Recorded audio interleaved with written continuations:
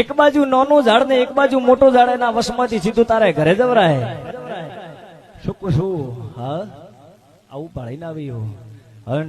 ઢોણીથી ડેલો પડે, તારું ખેતર. જવાબ દે, માતા શું? દલપત, ખોટું નહીં બોલું, ખોટું મારું ભગવાન નહીં બોલે. પણ 3 જગ્યા ઢોણી ફેરવી. જવાબ દે, મારું નોમ માતા હે, ખોટું હોય તો પાછો આવવા દે. હું પલા પાથરીને બેઠી હું.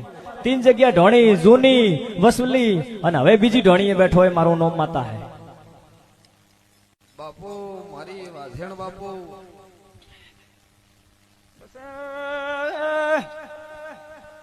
ઘરને પિતર વતાડ્યું તું રખડતું લ્યા જવાબ છે ના.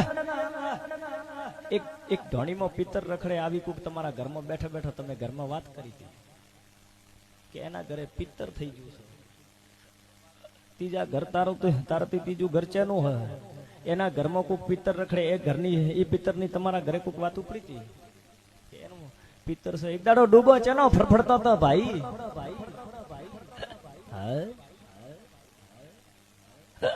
હા સાચું છે કે ખોટું છે?